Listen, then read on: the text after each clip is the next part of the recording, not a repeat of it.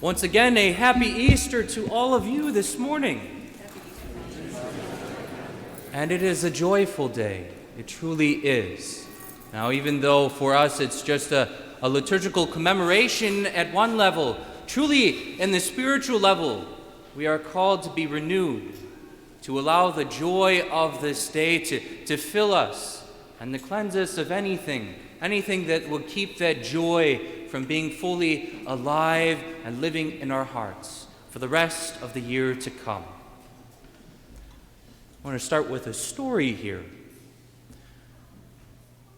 John and Lily, two young children, grew up in one of the households where they knew that the Easter basket was going to be hidden somewhere on Easter morning. And so they're waiting with great anticipation with the covers like this until Mom and Dad said, "It's time to come downstairs for Easter breakfast." And away they go. And they go on the great search for the Easter basket.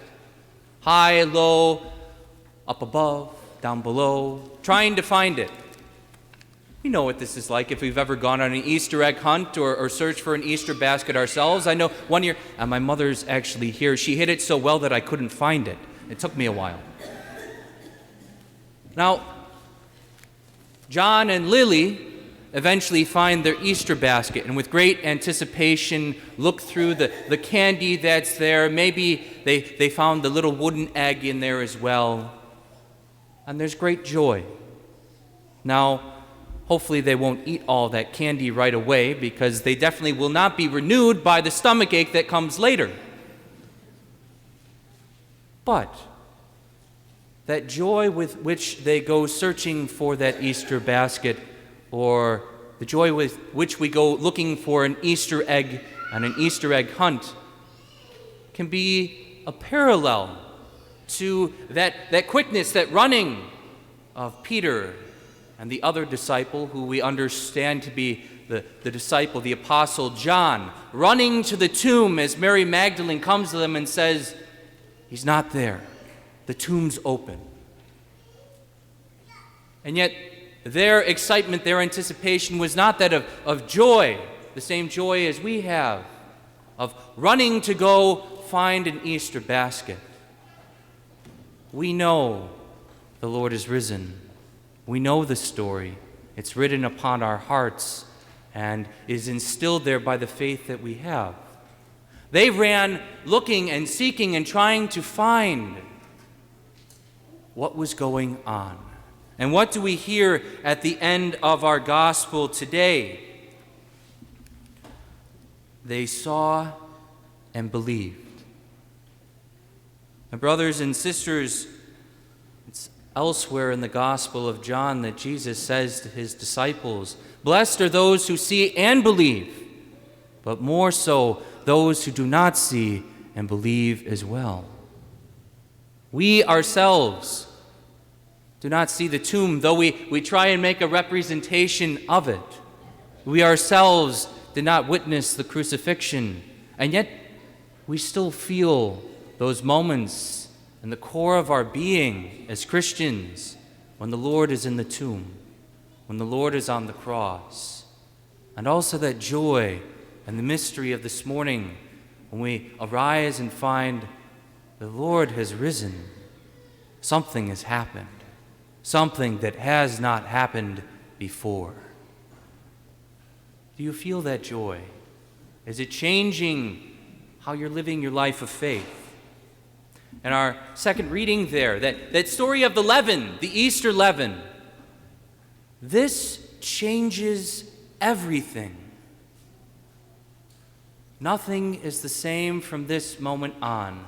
Christ has won the victory. Christ has defeated sin, defeated evil.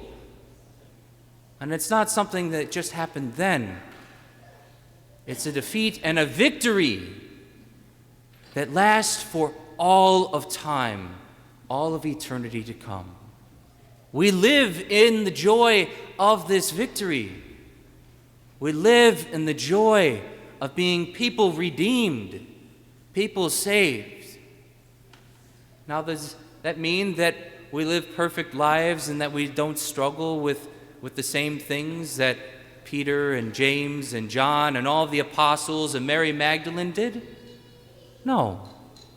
We still are human beings. We still feel the effects of these things. But there is something greater at work in us as people of faith. Last night at the Easter Vigil, we joyfully baptized 4 of the elect, brought them into the community. In fact, one of them, I think, at least one of them is here today. Gabriel, give a wave. Gabriel is one of the newest members of the Church of Jesus Christ. One of the newest members of the church represented here at St. Greg's. And we welcomed 3 others into full communion into the church and confirmed 14. What joy. And look around you. The church is full. Look around you. The joy of being here on Easter morning. And this has not just been the only full church this morning already. I'm sure you encountered some of the chaos of having so many people here as you were pulling into the parking lot in order to get here for Mass this morning, as those who are at 9:30 were pulling out to go have their Easter brunch, probably. We are filled with that joy. But it's a joy that does not last just this morning.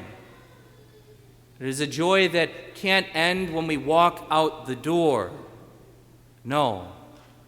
We as Christians are called to transform ourselves with this knowledge. We are called to say to the Lord, Lord, I need you to make every moment of my life centered around you. What happens when one saint arises among a people? We see it again and again in history.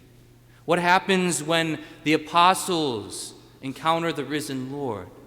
They go out and they change the world. What happens when a saintly person chooses to live a holy life and say to God, I will do your will? It changes a country. It changes the way people live. It changes the way people look at that hope. They carry out that joy.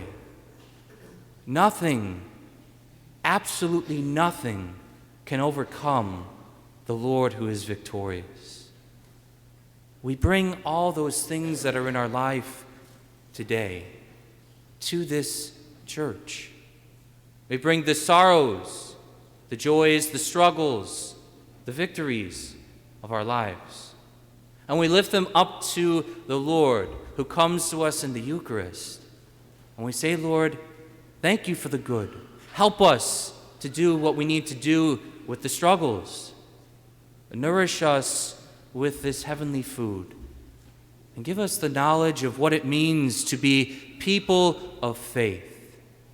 And I say to you, my brothers and sisters, if one of us raises up and today says, walking through those doors, I will be you to the world around me today and every day hereafter, I wonder what will happen in the world around us. It will be transformed by the victory of Jesus Christ.